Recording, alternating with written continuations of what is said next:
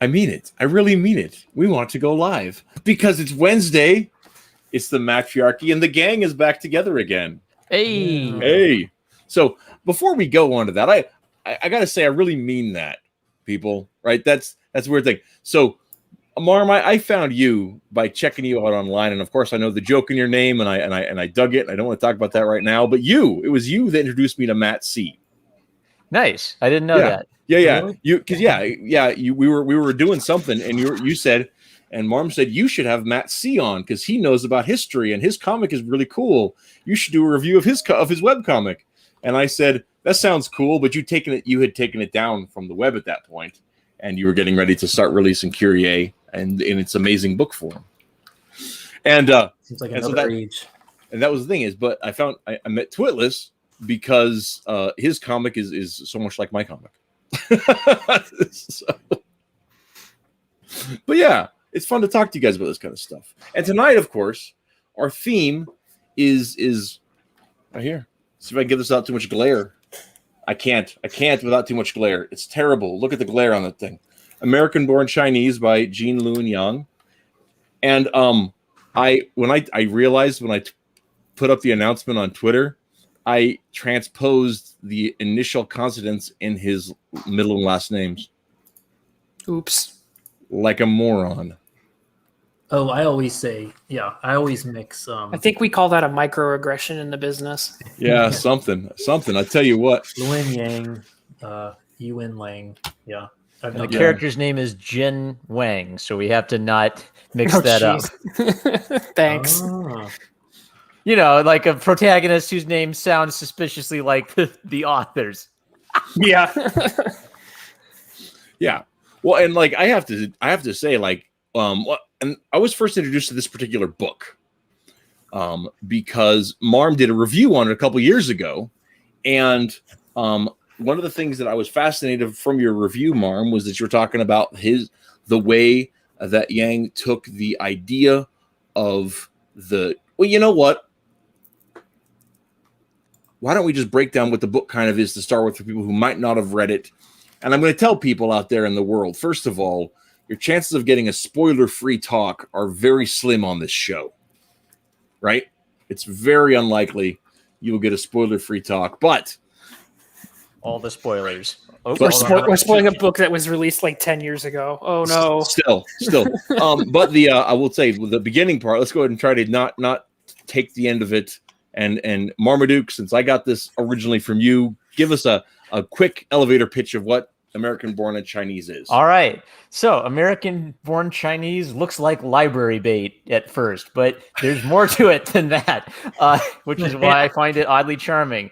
You beat me to the punch. That was my joke. It has 3 interconnecting stories. We get a variation on the story of the journey to the West, but some critical details have been changed. In the Journey to the West, it's the story of Son Goku, the Monkey King, the inspiration of Dragon Ball, and all kinds of characters. This is interspersed with the story of Jin, who is a American-born Chinese boy struggling with his identity, struggling with his place in the world. And his parents are immigrants. So correct. I think so, yeah. Yeah. He's first-generation American. Yeah. Right. And then the third story...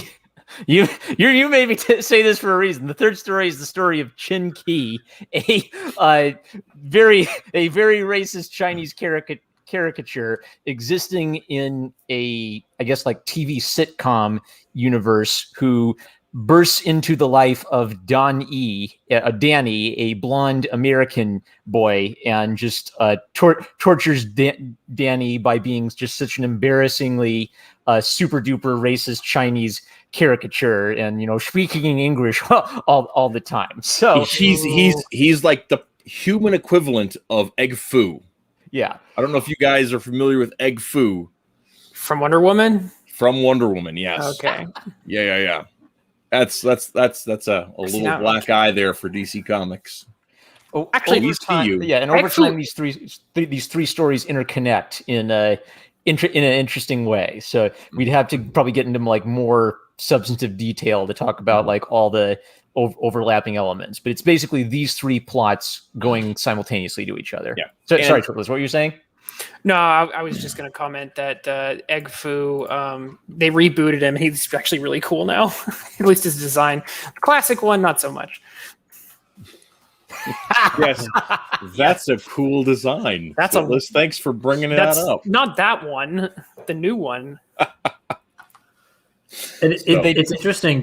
He's I don't know if you guys have picked this up, just a little bit about this guy's biography, his professional biography. He's basically running through DC and Marvel, well, actually just through Marvel, right? Updating Asian characters and Asian American characters one at a time.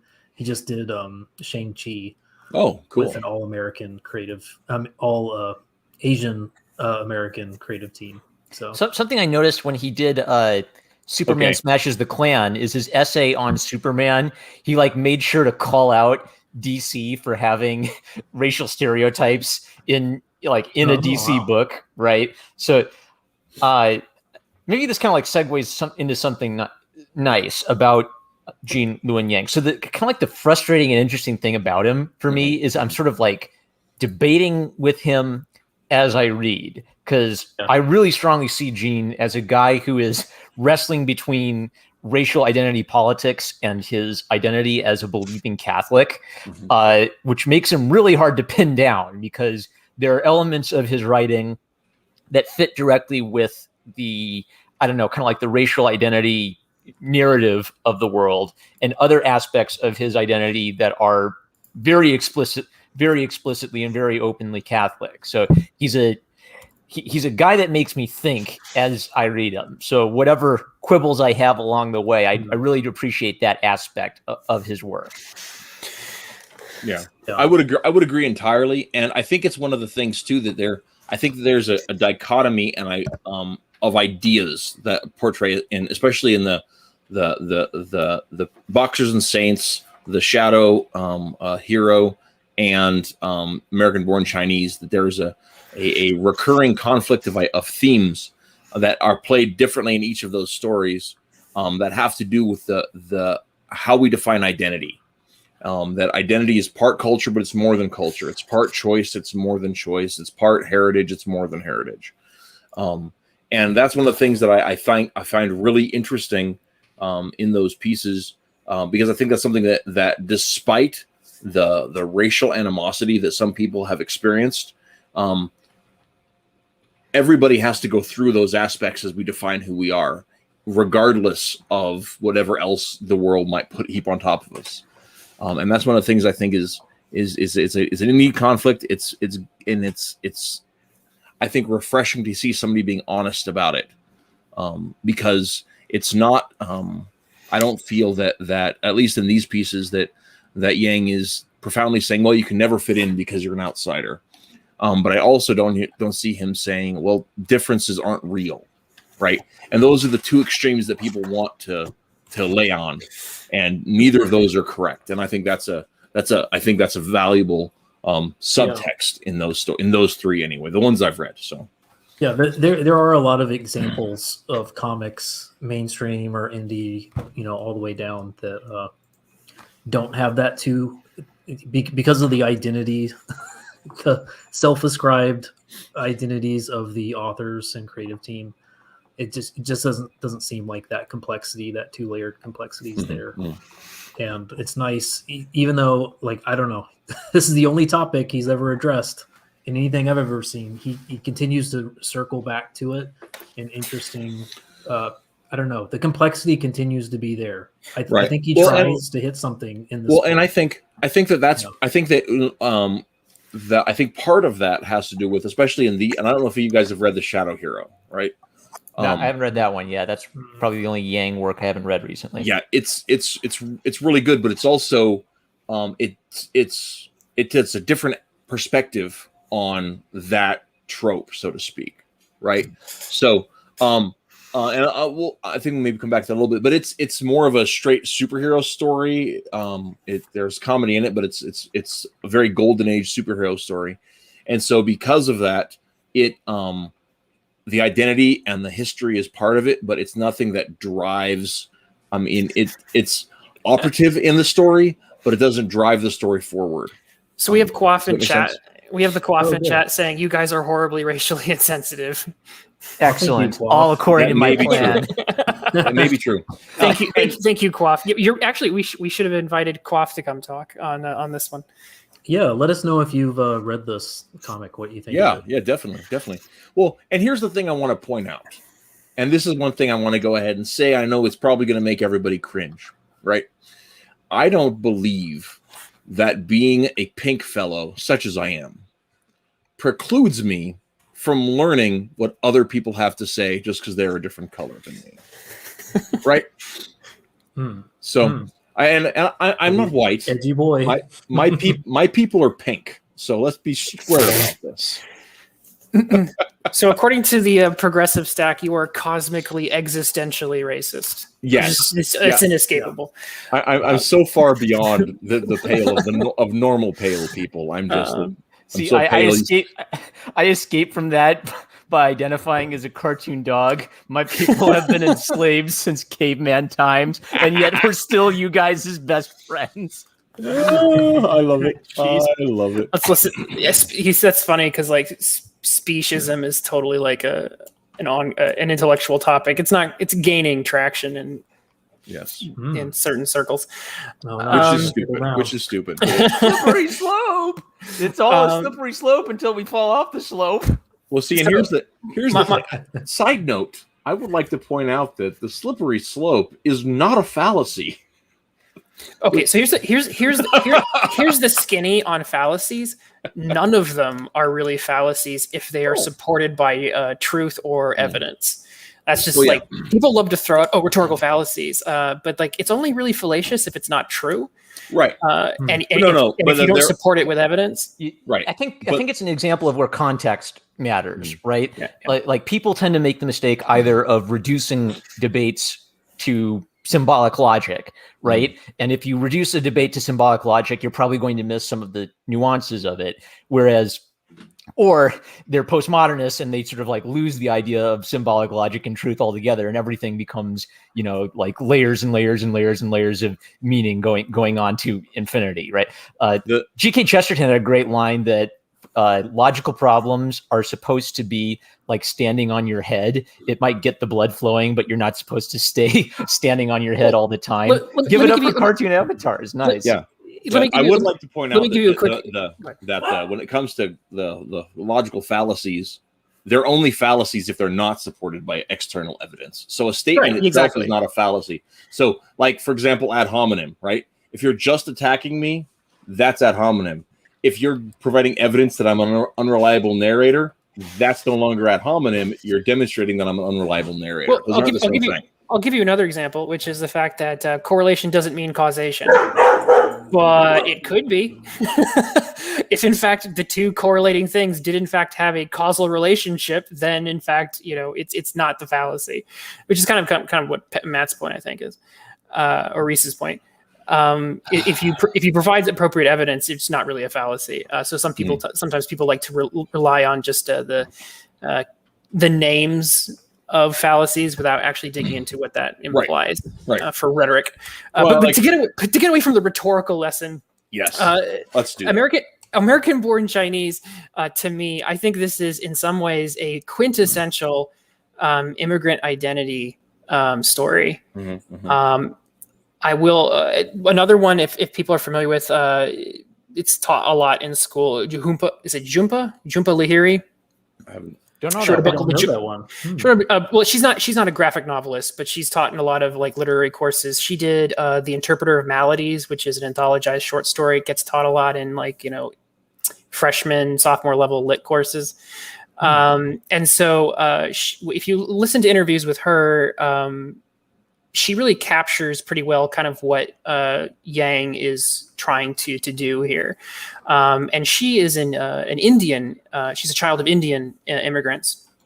And so a lot of her work is basically saying, I don't know where I belong.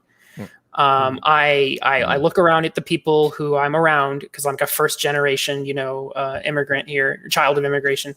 And she says, I'm not like the people who I'm surrounded by. I'm not like my neighbors. I don't look like them. I don't talk, I don't have the same culture really as them.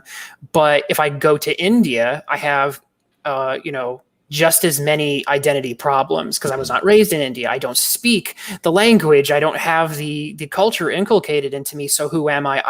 I really don't feel like I have a home country. And so assimilation becomes the last big issue for an immigrant group before they're basically part of the broader group, right? Like Jews have had this exact same parallel where Jews have been historically an outsider group and a persecuted minority. You get into kind of like the American context, and like Will Eisner has done graphic novels about his identity as a Jewish person, where it's sort of like the last threat to you is the fear that by assimilating you're betraying your cultural heritage. Essentially, am I losing who I am by assimilating and becoming just like a regular part of the broader culture around me? So it's a very common theme for people who are immigrants. So I would say that American-born Chinese definitely falls into that genre. I will say the thing that makes it stand out, apart from some of those other narratives, is the fact that this one, well, not apart from it being a Chinese one, is the fact that Yang in this story frames this in terms of myth, but then the myth that he chooses, and this is the choice that I think is very interesting and very unique to Yang. Yang chooses a Chinese myth of his own design. He's basing it largely on a novel called Journey to the West and the Chinese and kind of Buddhist culture there. But he doesn't stop there. He actually recasts and rewrites the myth in a very personal way. And that actually touches upon his, I believe, his Catholicism. So it is a Chinese Catholic myth of his own kind of, I think, association that he recasts his identity crisis and journey through in this story. And somewhere there's an interview about this topic, and Yang was asked about this, and kind of like the problem is, well, what gives you the right to reimagine a Chinese myth as a Christian idea? And I believe in that interview, he kind of defends himself by saying, well, I was raised in a Chinese Catholic household. I would frequently have, my parents tell me bedtime stories that were part Chinese myth or part, like Bible time stories. So his defense of himself is that his Catholicism is as much a part of his upbringing and who he is as his Chinese heritage. So it's kind of like he's facilitating his background in it. Yeah, and you've got the panel right there. Like, this is the explicit, like for the fedoras out there. Yes, Yang is very, very obviously bringing Christian elements into the Journey to the West that are not part of the original novel. And like this is where it becomes perfectly obvious, but this isn't like the first or only instance of this connection. So the characters of the Journey to the West become the three magi who visit Mary, Joseph, and Jesus. And that's one of the things that I think that fuels this conflict in a lot of ways, where I really, really appreciated it. And I read this before I read Boxers and Saints, right? And one of the things I thought was really interesting is Boxers and Saints has this conflict about what hope is and what what it means to be Chinese, and it looks at it very differently than the way this story does, which would by using the Journey to the West myth and recasts those values inside of a Christian context, and even not explicitly so, but mythically so, right? And to explain what I mean, just in case people don't understand, so Lord of the Rings is not explicitly Catholic, right? It doesn't talk about Israel. It doesn't talk about Christ. Doesn't talk about the Eucharist. Doesn't talk about the resurrection. Any of that stuff. But it's metaphorically built upon the same philosophical concepts that underpin the Judeo-Christian tradition. And it's inextricable from that. It doesn't fit inside of a pagan European context, even though the setting is a mythical pre-Christian Europe, right? So, so that in the same way that Lord of the Rings is a Christian myth, Yang turns the Journey to the West into a Christian myth.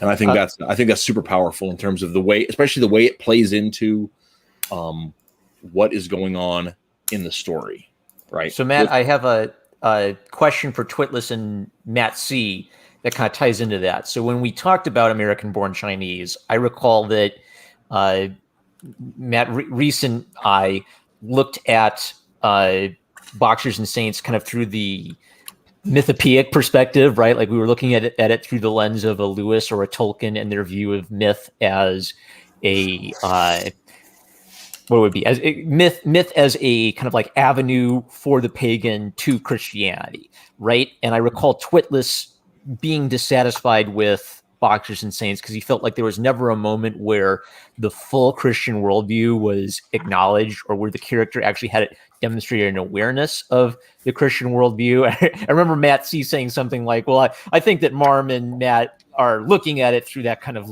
Lewis lens and maybe not committing to.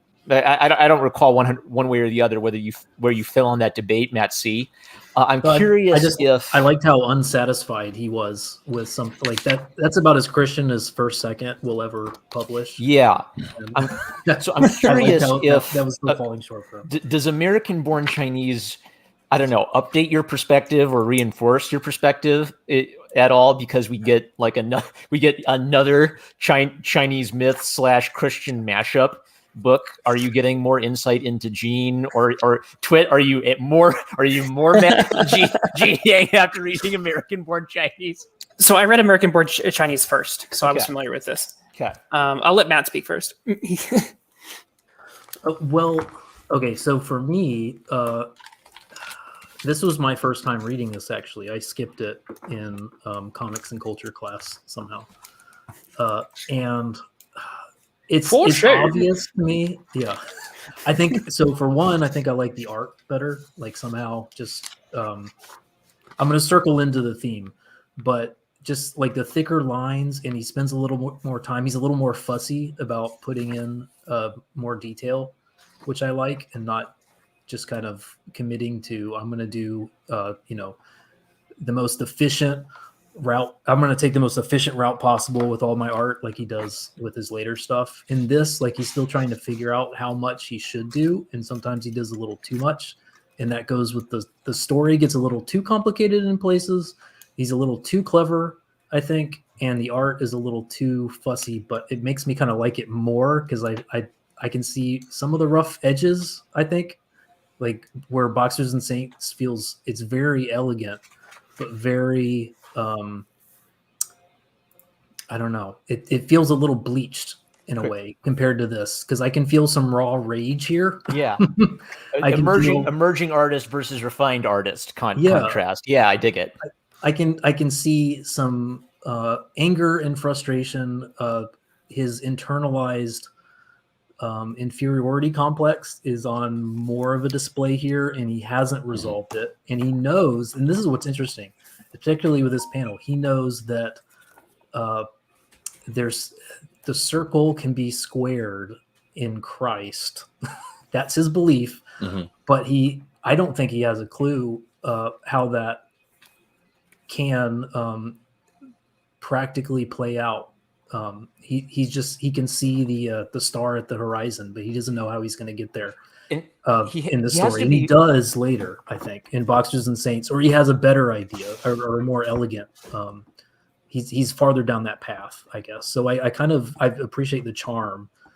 He's here. He has to. Gene has to be aware of how Christianity fits into like the progressive stack narrative, right? Where there'll be talk about Christian privilege. There'll be talk about Christianity as the oppressor, the colonizer white man's religion, right? And there's even a more direct element of that in Boxers and Saints, where Christianity is kind of like the white imperial British religion, especially in the Boxers volume, right?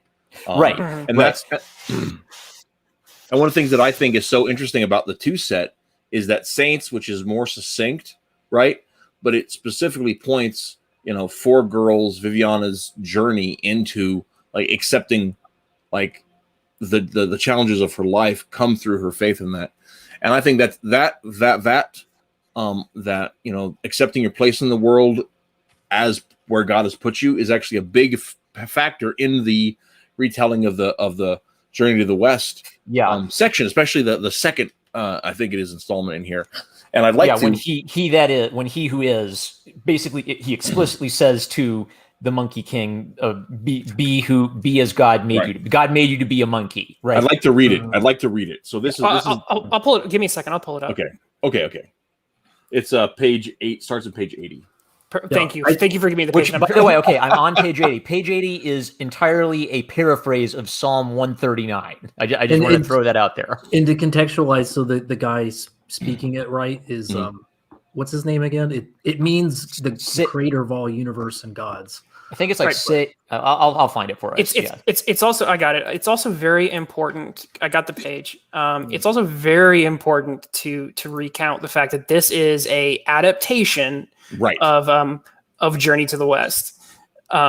This particular moment is like directly like from Journey to the West. So it's being like retold. So I got the page pulled up. Right. The thing I think is I'll go ahead and add the stream. This is supposed to be Buddha, and it's not. It is a different character called like Seiyosu. Yeah. And as far as I'm aware, this is not an actual Chinese mythological figure from actual Chinese lore. This is like it basically stands for like the one above all or something. He that is, and he's heralded by the ox, the eagle, the man, and the lion, right? The four symbolic gospel animals. I did not pick up on that. That's neat. Yeah. So like I said, this is very powerfully where Yang is recasting myth. He's recasting these mythological figures in his own way. This is the blend. So here's the ticket. So I am in the heights of the heaven and the depths of the underworld. Even at the end of all that is, my hand is there holding you fast. It is I who formed your inmost being and who knit you together in the womb of the rock. I made you with awe and wonder, for wonderful are all of my works. And then the next page, I do not make mistakes, little monkey. A monkey I intended you to be, and a monkey you are. Please accept this and stop your foolishness. Right? And the monkey's response, right? And this is, I believe this is Yang's response. This is all of our response, right? I don't care who you are, what you say, old man, I can still take you. Not only is he alluding to the Bible, he is alluding to a psalm that is talking about the power and the omnipotence of God, right? So to look at it through a Christian lens, Yang is looking at not just the Bible, but he's looking specifically at the power of God as a source of comfort for his identity. What he finds peace in is, if I feel frustrated that I'm Chinese and I don't fit in, I can find comfort in the idea that God has made me to be who I am, right? Right. But at the same time, like the Monkey King's response is, well, no, forget that. I won't take comfort in your provision for me. I won't take comfort in your power as creator. And so he spends 500 years under a stone, which is then back to the main narrative of Journey of the West. Yeah. Because it's about the Monkey King learning humility. Right. And it's about the fact that humility, and that's what goes into the so much of the rest of the book is fueled off of this idea about what is it to be humble, what is it to be who we are in the skin we were made to be in. Right. And which both of the other narratives in the story battle with that concept. And that's one of the things I think was so poignant about it.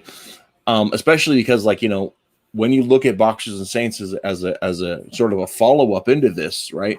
It's not directly, I don't think, but so much of it is that Viviana also goes through that same journey of discovering that she is only who she can be through the church, through Christ. And it takes her up until her death to really understand that, but that's the journey she's through. It's a similar journey.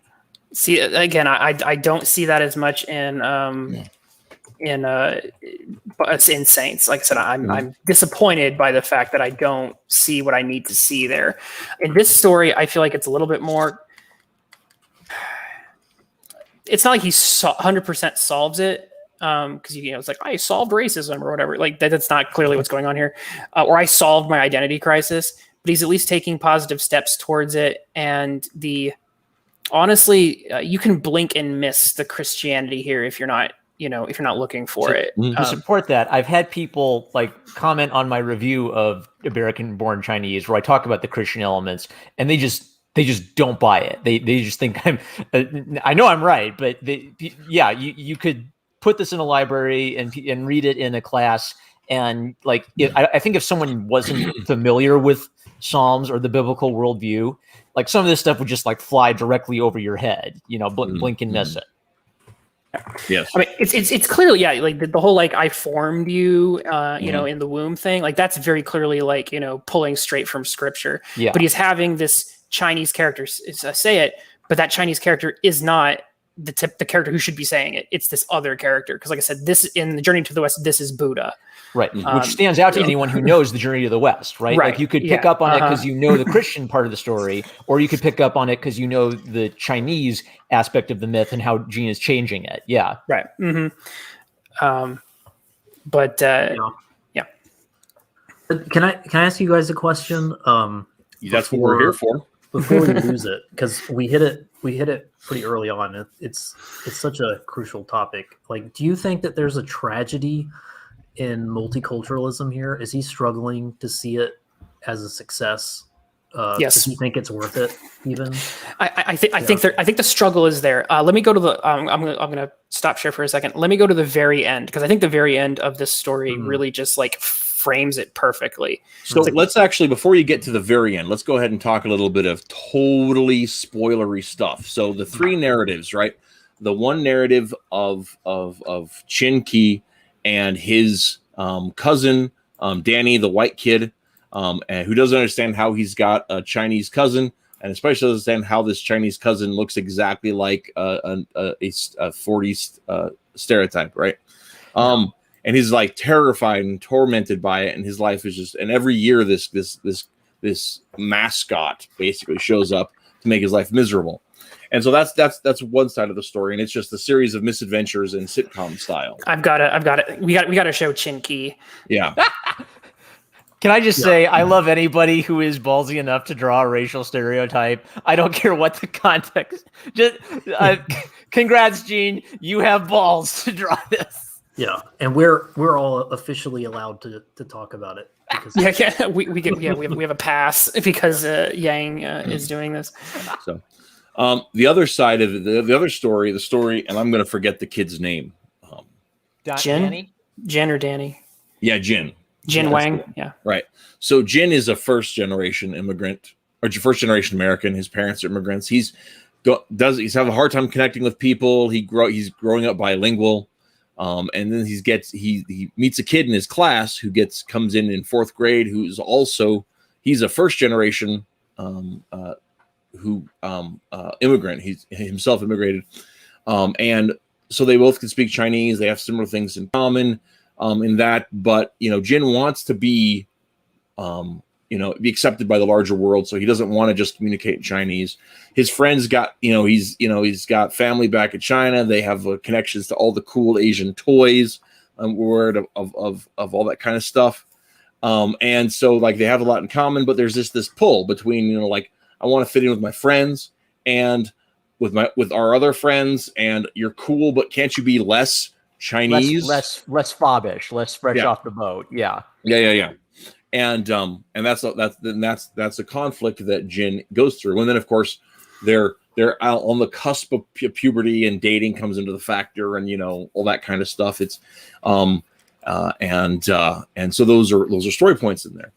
And as it goes on, you see on the one side you see Danny being more and more frustrated with this Asian stereotype, and Jin being more and more frustrated that he still feels like he doesn't fit in with white society, right?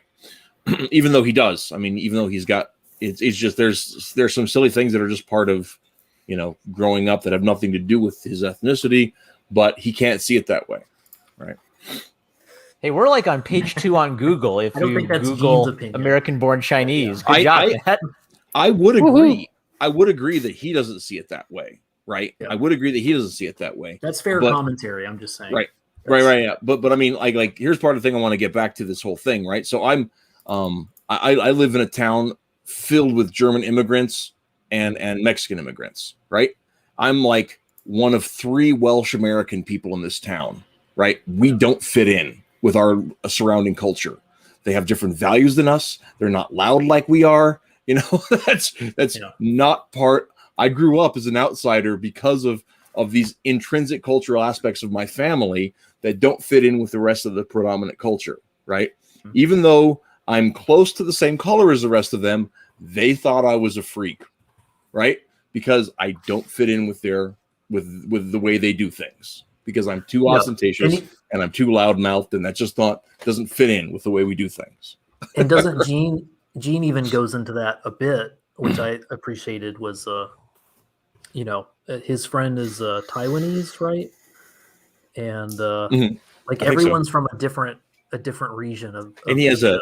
And he has the little girl in his class is Japanese. Yeah, she's The kids mix them up. Yeah. So that's And his Chinese friend dates the Japanese girl, and Jin doesn't want to because he thinks that would be too on point, too whatever on the nose. And, on the nose. Yeah, and he's a little blonde girl he's sweet for, or whatever it is. And anyway, Amelia. it's a whole. Thank you. Remember, now, I don't know if you touched on this, but the big reveal, and it took me like reading this 3 times to get this. I haven't gotten to that. Okay, the big reveal is that all 3 stories exist in the same universe. Mm-hmm, and the twisteroo of that is you're reading the first part of the book assuming there's no way that all 3 of these can exist in the same universe. So this must be some kind of metaphor. I actually still think it's metaphorical. Because when I feel and it's a story.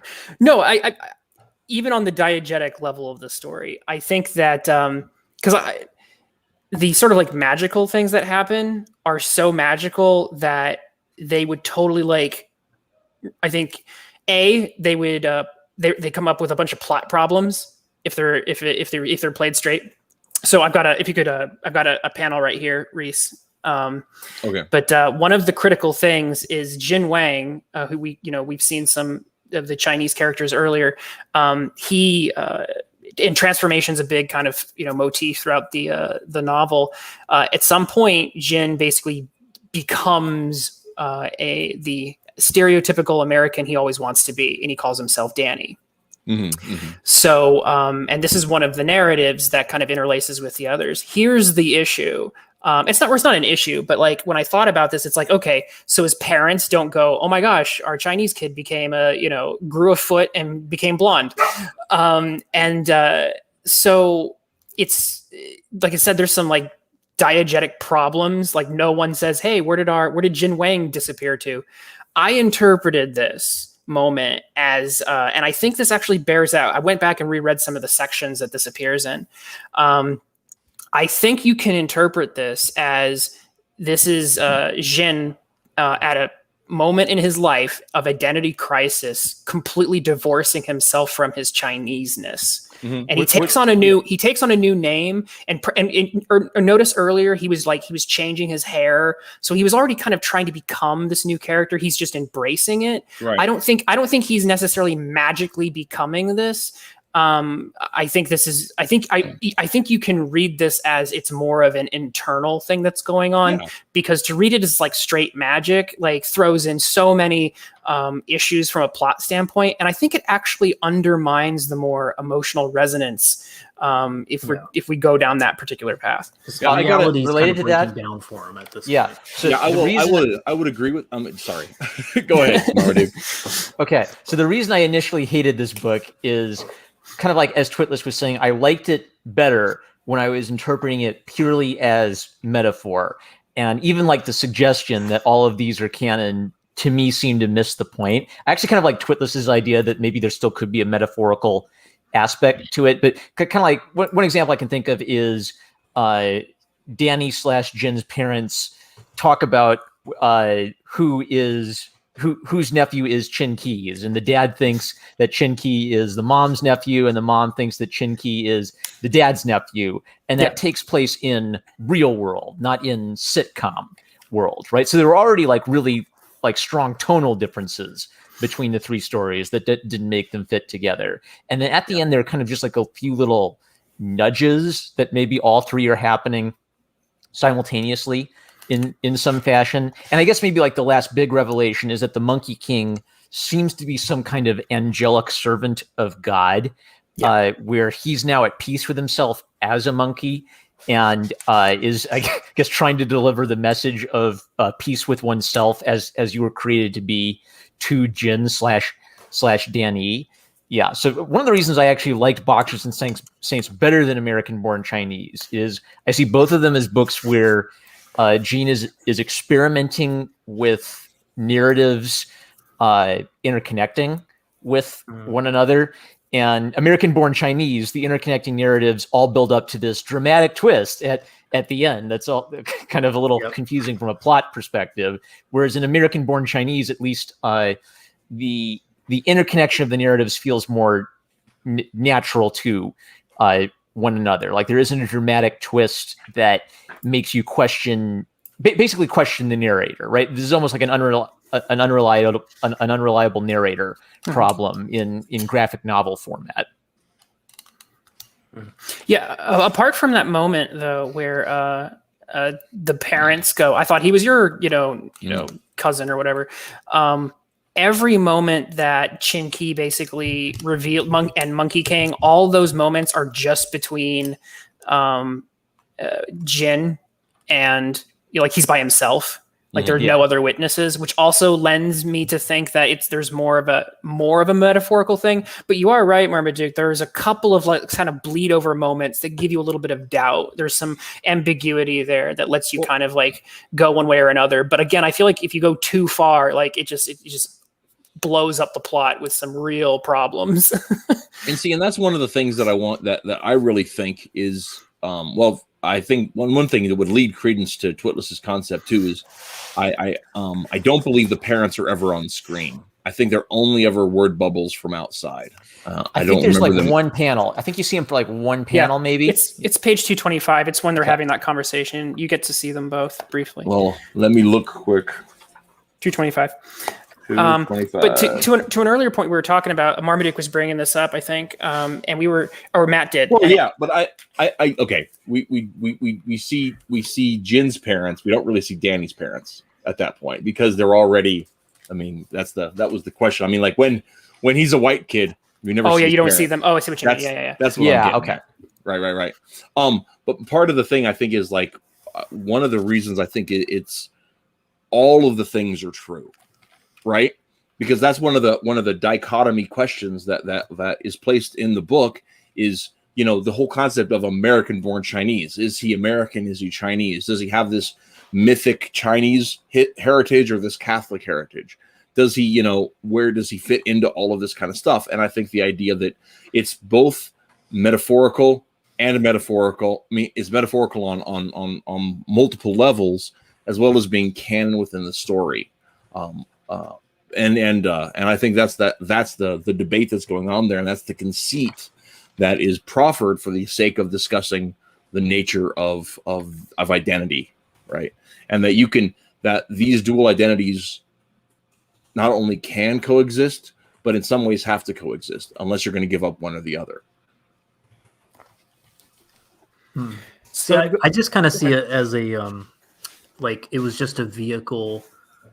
Because that's just the penultimate moment. Because the ultimate moment is his reconciliation with this guy. That's a lot more grounded. And I think I was just thinking, like from the inside out, as an author, like he needed something revelatory and creative to stitch together the threads that he had laid out. To give you like a structural satisfaction that he wasn't just throwing, 3 random stories to you at once in a disconnected way. He wanted to give you some sort of he wanted to kind of land the plane for you and then give you this kind of touching super grounded moment with this guy's ex-friend that was really Wei the Chen. issue. He was Wei Chen is the he's having this external conflict that Wei Chen was exacerbating throughout his friendship, and now because he's come to term internally with how, or I guess, I don't know, he's made steps closer to figuring out what it means to be American and Chinese. Like he can deal with his friend who was like a projection of his issues, I guess. Yeah, and Wei Chen, there's a poetic aspect to it where Chen Qi was punishing Danny by being extremely foppish, and Jin/Danny punished Wei for being too foppish, right? So the thing that he was afraid of came back to bite him in the ass and make him a better person. I do need to, though, slightly, I hate using this word, I do have to slightly deconstruct this ending a tad. Okay.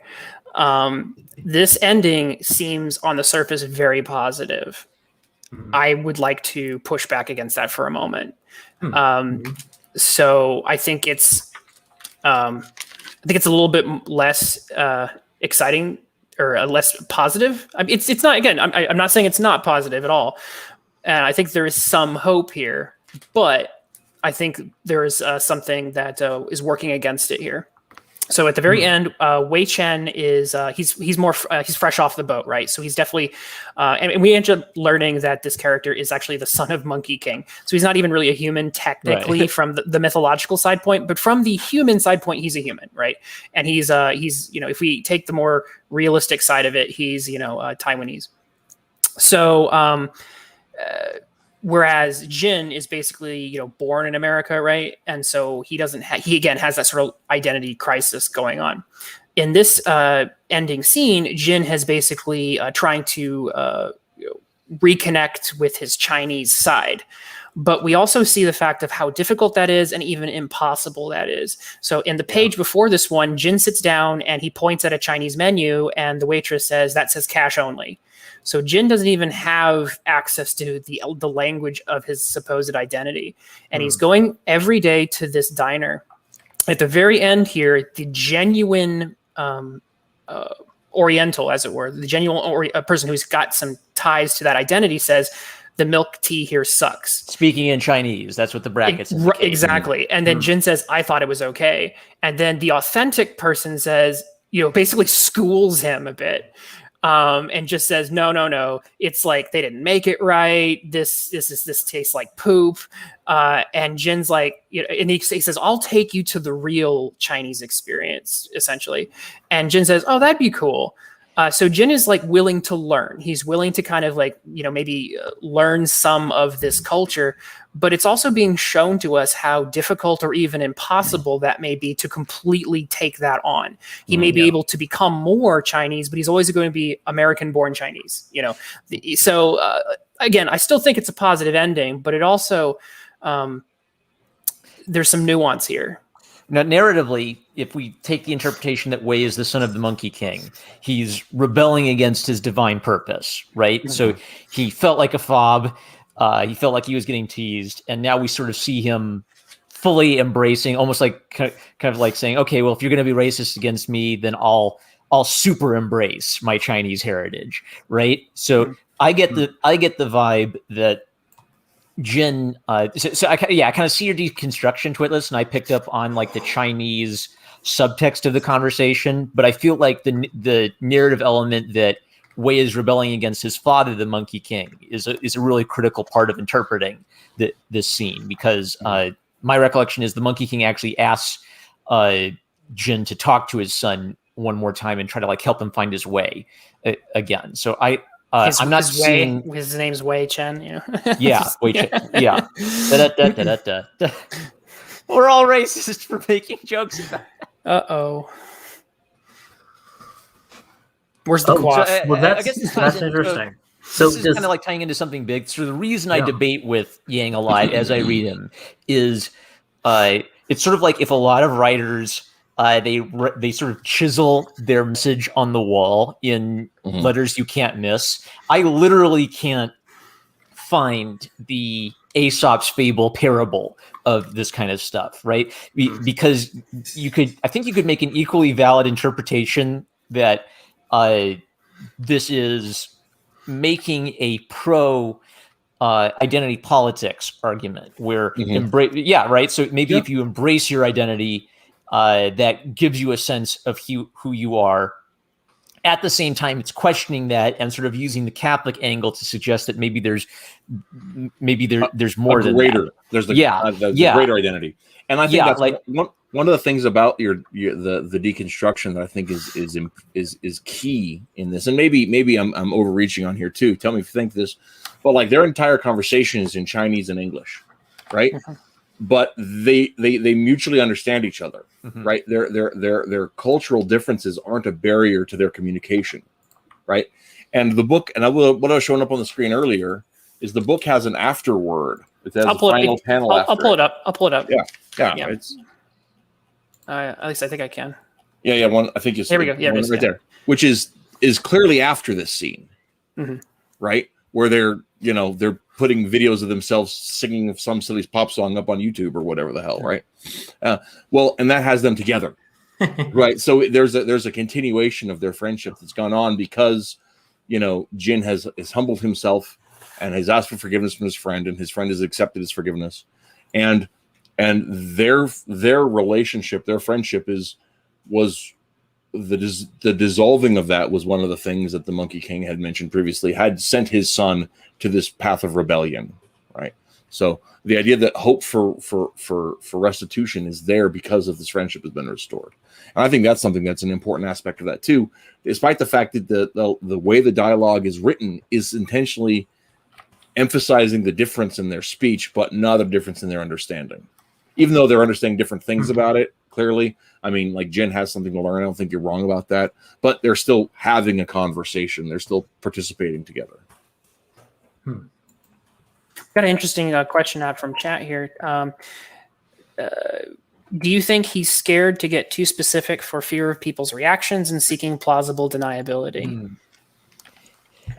I responded to this in the comments. So I just sort of totally see Gene as the kind of artist who argues with himself and wrestles with himself in his art. That. Yeah, which makes for interesting art because he wrestles with a question that people instantly recognize as relevant. And I don't know, maybe the question is, do you make good art if you wrestle with the question, or do you have to have an answer to the question? I feel like Gene doesn't have an answer to the question, but he knows the question is important. And so I was just about to say that the thing that can simultaneously enrich and also frustrate about Yang's work is that he raises the questions. He's not really good at giving, or he chooses not to. Either chooses or can't give definitive answers on these.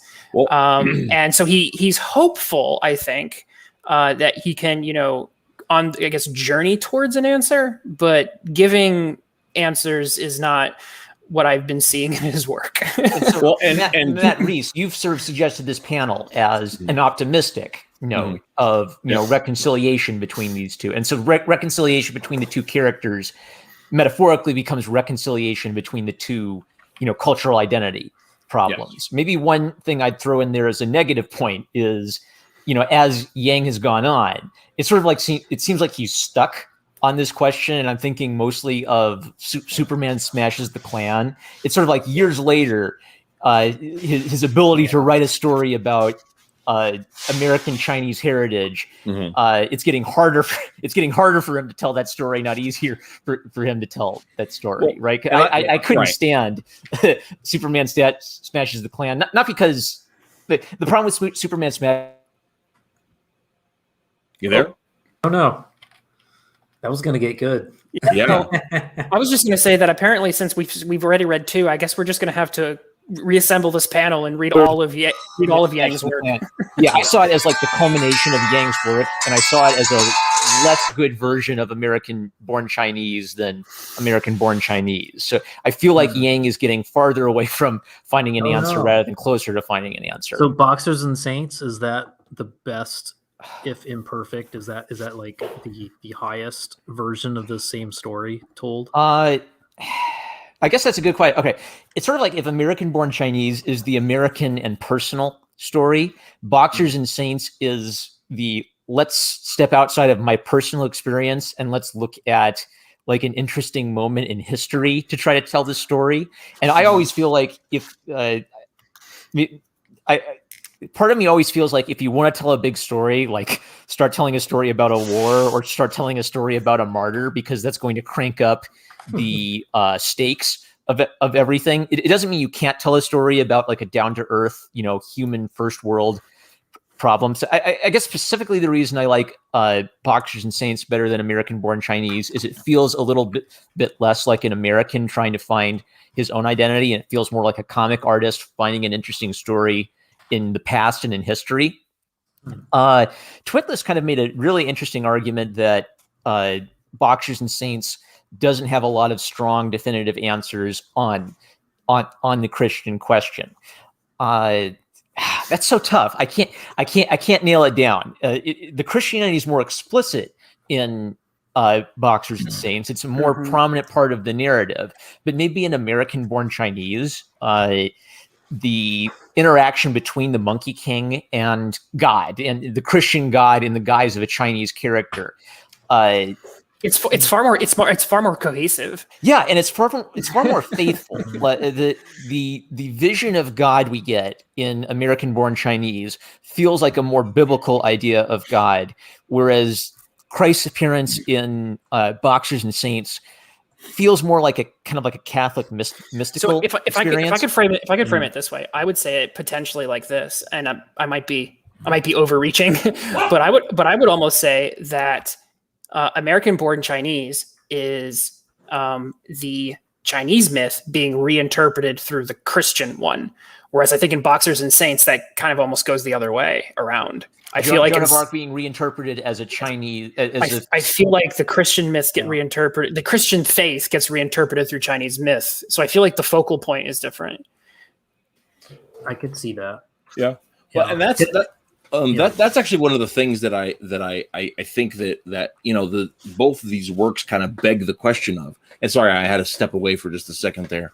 But could you highlight Pocket EV's comment while you summarize what we're? I like it when the monkey pees on the pillar, but it's God's hand. That's the comment of the night. Yeah, that's the comic we're talking about. Everybody. All right, give me a second. I will pull that image up. Okay. It's a good one. But I think the question that Christianity worldwide begs, right? And then I think a lot of people, in terms of relationship to culture, to different cultures, is that the Bible says that God would prepare the word to go forth to all people, but did He prepare the people to receive the word? Right? Is culture? Are buried within our cultures? Is there the completion of that the thing that makes the culture complete? Is that in fact the gospel? And I would argue that it is. I think that what makes you a better Irishman is the gospel of Christ. What makes you a better Moor is the gospel of Christ. What makes you a better Chinaman is the gospel of Christ. I think that brings completion to all the things that are missing from our native cultures, that things that aren't complete in that. And I think that's something that is just on the edges of these works of Yang's that we've gone through together. Is that the question is, does it? And I think it's there. I'm just not sure that and maybe he doesn't quite see it that way, but I think there's a certain no, I think that's there. I don't think he'd do this. I don't think he'd attempt this, what he does here, if he didn't in some way feel that. Yeah. I do think there are times he's flirting with pluralism, though. Yeah. Well, I mean, he could be. Yeah.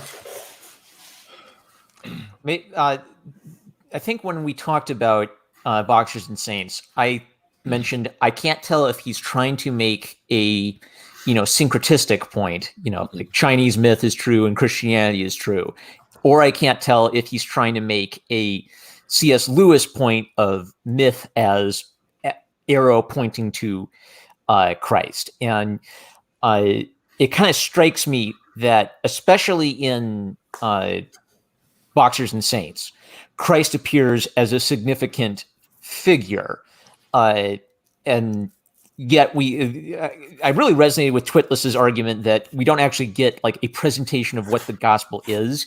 We get Christ himself as a person, which is a really important contrast, right?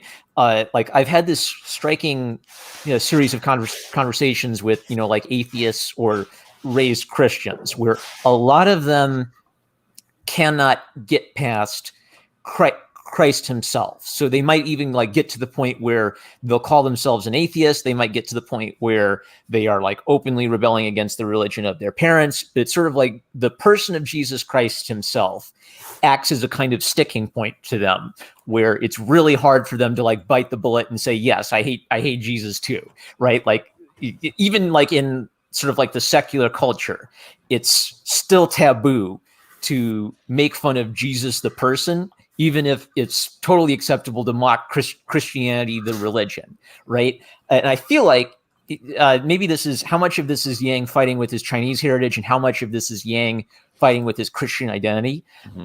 It really strikes me that Yang is talking about Jesus the person, and he's not talking about the doctrines of Christianity or what faith means, or even something like Catholicism versus Protestantism, right? It is the person of God that he is fighting with, which strongly suggests to me like the personality of someone who is internally fighting within himself with that. And it's something where I don't necessarily look at it as a good sign or a bad sign. It could be the sign of on the one hand, it could be like the sign of a Christian who is struggling with their faith and on the way out, or it could be the sign of someone who is like Jacob wrestling with Christ on the way back in. So yeah. I don't know. I guess my point is that Christ and God appear as sort of like emotional centers for Yang, rather than as like the figurehead of Christianity, and here's a list of doctrines and how they interact with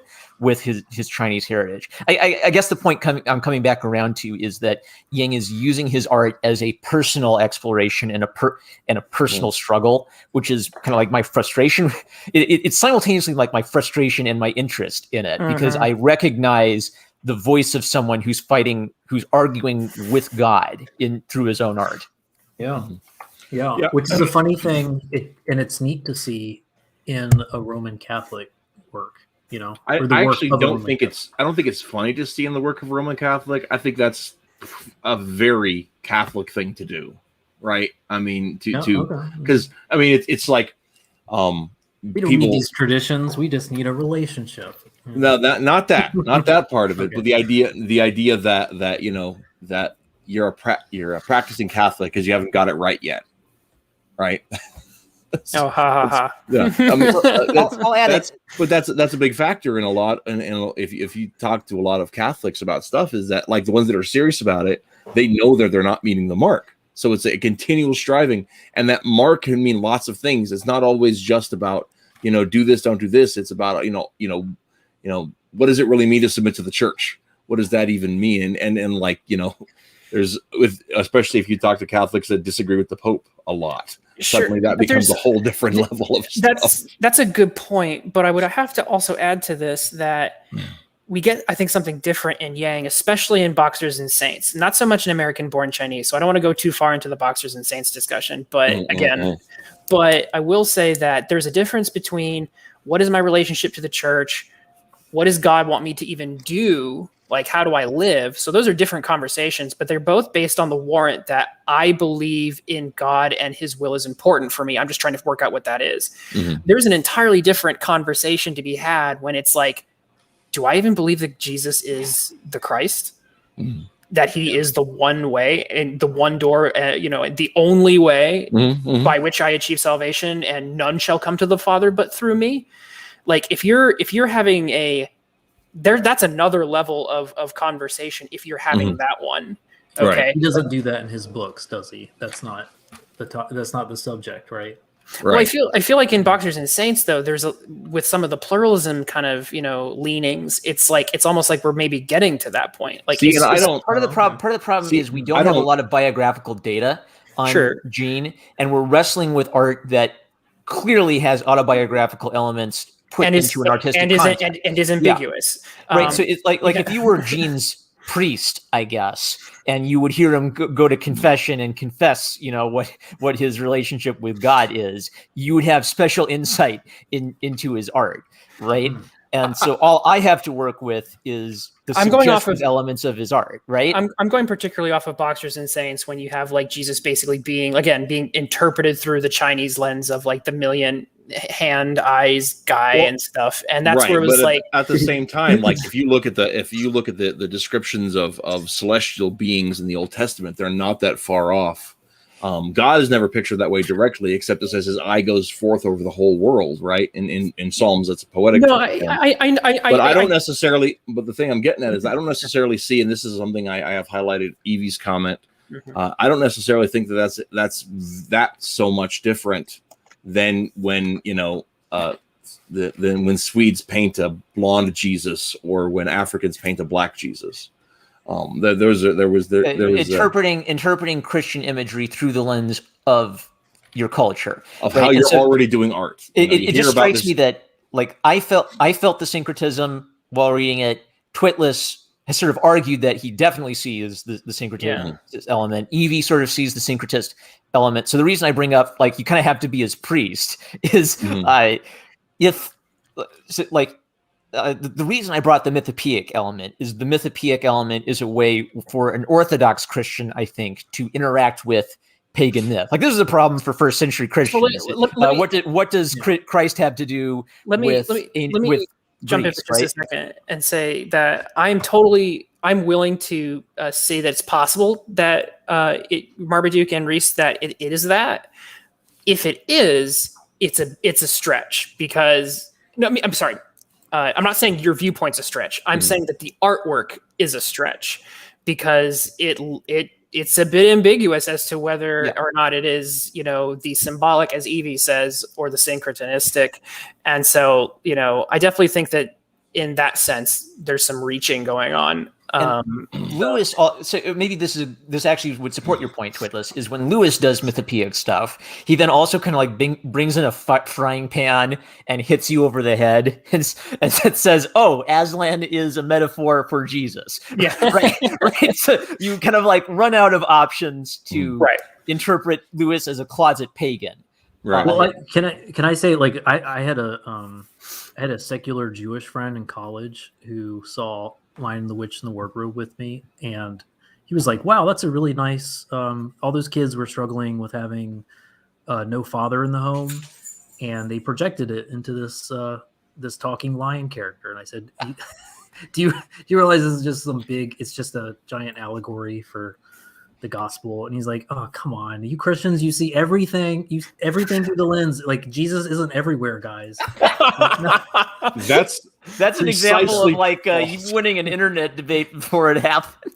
I think I think the part that's funny about that is that he chose like the worst. He chose like, I mean, I think you can make a case of like, oh, people, maybe read too much into things, but he literally chose the worst example to stake that flag. Well, that just goes to show like if Aslan, I don't think a lot of people would know that Narnia has Christian allegories in modern Western culture if it wasn't for us Christians, harping on about it. And I don't know if a lot of people would pick up on this either. Right. And the one thing I want to go back to, and that's, you might be true about that, but the one thing I want to go back to in terms of the concept of my interpretation of Yang's view of God based on American-born Chinese, right? The underlying push, the underlying message of American-born Chinese, not the subtextual stuff, but the far field stuff, but the main push is like, you are as God made you. Find contentedness in the way God made you, right? That's repeated in all three elements of the story, right? And that's one of the things. The Monkey King has to learn it. Jin has to learn it in each of his two forms. And that's something that so as one that comes back to this idea, like, if that's the truth, then we're dealing with a creator that is, omnipotent, that is omniscient, that is all wise, right? And I think that's that is a difference than the pluralistic view would allow. And I think there's other things we said about that from Boxers and Saints, but we're about out of time. So yeah. So pluralism failed. I think. And we're not sure if the gospel is the answer to it.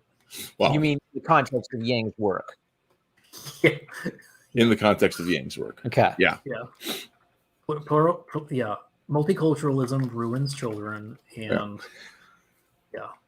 Well, and you can and I only think depict Jesus as white. it might be in play. Depending on what, let's discuss another Yang piece next month. No, we might have to, Because I would love you guys having this conversation in his book. So I would love for you guys to take a look at the Shadow Hero. Honestly, Okay. I love it so much. I think it's great. And if you kinda guys I kind of want to skip Superman smashes the Klan unless people are particularly enthusiastic. I feel like that's going to be this conversation, but worse and dumber. Oh, I want to watch. It's very- I definitely want to read it then. Yeah. Very 2016, isn't it? Yeah, I feel the need to read it, but I don't Yeah. know that I want to have a conversation about it. Because first of all, he's adapting a previous work, and then like putting his twist on it. So that's not necessarily the same. You honestly have that a little bit with the Shadow Hero, but also not. He's totally creating a new history for a previously existing character. I feel like we should just do a series where we just cover all of his works. These are amazing conversations. We show up at his house and start yelling questions at him. Well, and here's the thing is like I'm such a non-PC person that I would love to sit down and talk with him, but I sort of feel like he would never speak with me. I know We and so- someone- have to dress up as the Spanish Inquisition. I right? You have say, to wait a say, second, you guys are all Protestant. You can't put me under. You just genuinely- hide in the confessional. I genuinely hope that You if want my him understanding to about be his- redemption I is can- correct, and in the next world we'll be able to have a civil conversation. That's what that God's grace wanna is, say, like, is this- sufficient. This and can get his way if you want it to. I know people. This can get into his hands. oh I yeah, don't know if we want. I mean, sure. Let's have Jean Lewin Yang on the Mattriarchy. Why not? that would be a kick. That would be He's a shown kick. up on smaller channels. Yeah. That's true. Yeah, I watched someone posted an interview. Was it Marmaduke? I think I watched one of them. I Was do you, Matt? know. Okay. Yeah. Yeah. I do know I, that. I have not had him as a guest, so that would be like totally stoked to get him as a guest. Yeah. We should do the Shang-Chi thing. He just did last year too. That could be neat. That's kind of No one relevant. That's topical. No one expects the Mattriarchy. That's true. Jeez. Except it's every Wednesday. I don't have next week's show mapped out for sure because there maybe have been some travel problems, but so I'm not sure what we're doing next week. I will find out like in the next couple days for all of you eager beavers out there in the world. We got to call it. We got to wrap it though because I got to get gone. Yep. So does anybody have anything that they want to shill really quick other than Twitless? Common Oh, America no. 4 is on Kickstarter. Oh yeah, that's right. That's right. Common America 4 is on Twitter and true. Kickstarter, and it was, of course, done by an American-born Chinese Catholic. Did you just say Twitstarter? I did say Twitter. Matt, were you going to plug something? See? We've got Wild Tales. Wild Tales.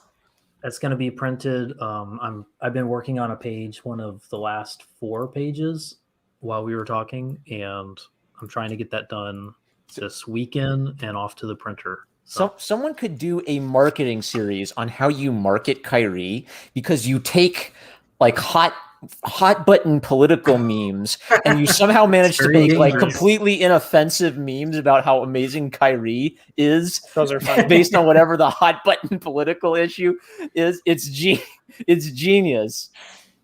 Well, thanks. One time I did. Do you remember when Trump held the Bible up? Yeah, and you photoshopped Kyrie. Yeah. That I learned that was going too far. That people stopped laughing at that. Well, moment. you did Photoshop out the Bible, man. yeah. Two Corinthians. People on the left even. and right were pretty upset. With that. Although when you held up when he was instead of holding up a presidential decree, it was a copy of Kyrie. That got a lot of good traction. Yeah, that's clearly self-effacing. I also want to Yeah. shout out to our chat for being an awesome chat tonight. Hound Pursues has been in our chat. Thank you very much for your contributions. Thank you, Dominic. Thank you, Oh, and Dragon Evil of Multimedia. Renaissance, who drew the thumbnail. Yeah. Yeah, Um, thank you. Oh, Eva, So- Evie, yeah. Pocket Evie, yeah. yeah, giving us all the the faces. I put the thumbnail together technically, but it was without her pieces. It would have just been the American-born Chinese the cover. So Yeah. she did most of the artistic Heavy labor. lifting. Yeah. I just photoshopped it together. But I've got, if you don't mind, I got a link to share, or a screen to share, Reese. Okay. We can do that quick. Yeah. So everybody, if you want classic superhero action, check out The Adventures of Omega Girl on Indie Planet. I'm hoping to get this on Comixology soon. $3.99 for print copy, $1.99 if you want PDF digital, and issue 2 should be coming soon. So join Really the adventure. positive reviews going out for that. I'm sorry? There's really positive reviews going out for that. Nice. Really? Well, yeah, like I heard JDA pumping it. Oh yeah. He gave me some. Yeah, that was really nice of him. I mailed him a copy. For the love of God, don't let him know you know me. Oh jeez. Oh yeah. We can't go into that. That's you'll deep be Twitter safe. lore. You'll be safe as long as you don't let him know. Oh, okay. All right. All right, but thank you very much. And obviously check out my superschool.com if you want some superhero comedy. And then obviously check out Forces of Good and Evil. And we've got some interesting, so Reese and I, we got some interesting things coming up, guys. So stay tuned. We have some stuff you're going to really want to be a part of. So, crossover. Yeah. Well, not quite. We have the show stuff. Although we've talked crossover, we'll see how that shapes up. But I will also say, while you are checking out Common America on Webtoons, if you're already going to the platform for that amazing comic, check out one that's as cool but not as pretty. Force of Good and Evil. It's there in color On Kickstarter. on Webtoons. On They Webtoons, also there we Common go. America's got their Webtoons up there. It's got you can go up there, type in Oh, Common smart. America, get a free webcomic. See, Evie knows what it's about. So is the webtoon just retelling the first story, or is it? It's the first couple chapters are going to be kind of catching people up who've never heard of the character, and then they're going to have an original adventures that they'll then later collect in separate volumes. Nice. Okay. So yeah. Oh yeah, there you go, Evie. It's Force of Good and Evil in Technicolor. I like that. I've established a rule that when I unbox an indie comic, I have to read and review it before I'm allowed to stand up from the chair, or else it just goes into the giant pile of indie comics I have waiting for me to review. Yeah. In there. And Dominic says, have any of us read New Superman from DC Rebirth? It's actually pretty good. I've heard that, and I want to read it so much, but I haven't yet. That's I was unaware of Yang when I first started coming out, so I was totally off my radar. Superman's not normally in my bag, and that sort of thing. And also the New 52, I hate everything that's connected to it. So that was spun off from their thing, but sort of kind of world changed. Who knows? I got to take off, everybody. Thank you so much for tuning in. And till next week, keep reading comics and follow me on Twitter at MD Reese to find out who next week's guests are going to be. Dun dun dun. I know who I want, but we'll see if I get them. We'll see. Okay, everybody, have a good night. And like I can't say, just goodbye. I'll say it. Like, comment, and subscribe, and click the bell for notifications. Smash and that subscribe like to button. PewDiePie and Matt Reed. And you follow me on Patreon. Bye. Peace out.